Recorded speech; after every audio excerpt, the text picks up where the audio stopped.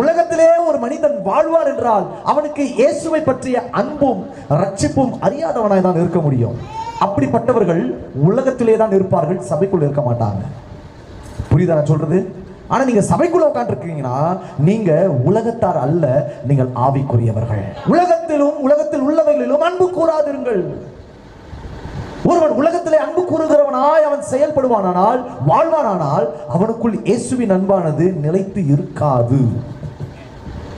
பவுல் அங்க எழுதினார்ல முதல் வசனத்துல, பசி, நிர்வாணம், பட்டயம், நாச, மோசம், எந்த காரியம் வந்தாலும், மரணம், ஜீவன் எது வந்தாலும் ஏசப்பாவோட அன்புல இருந்து பிரிக்க முடியாது. எந்த தைரியத்தை சொல்றாரு அப்படின்னா, நான் உலகத்துக்குரியவனா இருந்தாங்க எனக்கு அதை பத்தி பயம் இருக்கும். ஹலோ, எனக்கு அதை குறித்து அப்பதான் பயம் இருக்கும்.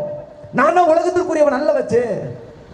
நான் என்றைக்கு இயேசுவை தரிசித்தேனோ, ரட்சிக்கப்பட்டேனோ, அவரோடு கூட இணைந்தேனோ, வாழ என்னை ஒப்பு கொடுத்து அவரோடு கூட நான் ஒரு உடன்படிக்கை பண்ணினேனோ, அன்றையிலிருந்து இன்றைக்கு வரைக்கும் எந்த போராட்டங்கள் வந்தாலும் என்னை கிறிஸ்துவின் அன்பிலிருந்து பிரிக்க மாட்டாது என்ற தைரியத்தை பவுல் சொல்லுகிறார்.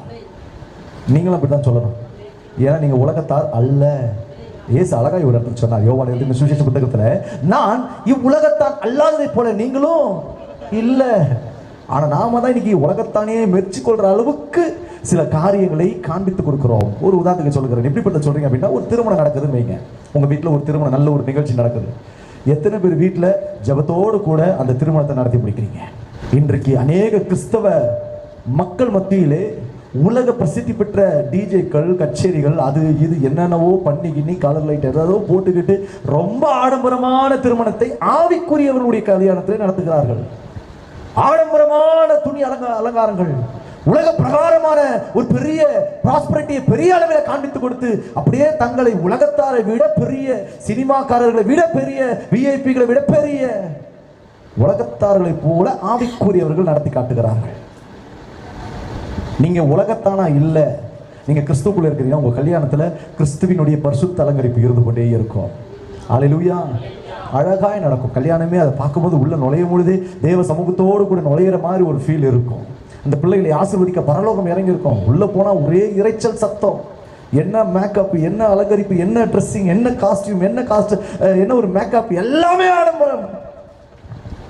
ஒரு அளவுக்கு தாங்க எல்லாமே போடணும். உலகத்தா மாதிரி என்னென்னவோ பண்ணிட்டு நானும் ஆண்டவருக்குள்ள இருந்து நாங்களும் ஆண்டவருக்கு தயவுனால வசனம் வேற, அதுக்கு வேற இயேசுனுடைய இது கத்தரால் வந்த காரியம் எல்லாம் போட்டுக்கிட்டு பார்த்தீங்கன்னா உங்க காரியத்தை பண்றீங்க. அப்பனா நீங்க உலகத்திலே அன்பு கூர்ந்து உலகத்தாருக்காகவே நீங்கள் கவர்ச்சிகளை காட்டுகிறீர்கள். ஒரு திருமணம் என்பது தேவனுடைய சமூகம் கடந்து வருவதற்கு, முழுமையா இந்த பிள்ளைகள் எதிர்காலத்திலே சீரும் சிறப்புமாய் ஆசீர்வாதமாய் வாழ்வதற்கு அந்த திருமணத்திலே தேவனுடைய மகிமை காண்பிக்க தவறுகிறார்கள் அநேக கிறிஸ்தவர்கள். அப்பனா உங்ககிட்ட உலகம் இருக்குதுன்னு அர்த்தம். ஆனால் இயேசுவின் அன்பு எனக்குள்ளே இருக்குமானால் உலகத்திலே நான் அன்பு கூற மாட்டேன், உலகத்திலே இருக்கிறவைகளை நான் அதிகமாய் விரும்ப மாட்டேன். இயேசு கிறிஸ்துவானவரை பிரியப்படுத்தவே நான் சகல காரியத்தையும் நல்லொழுக்கமாய், சகலத்தையும் நல்லொழுக்கம் கிரமமாய் செய்வதற்கு என்னை குடும்பமாய் அர்ப்பணித்தேன்.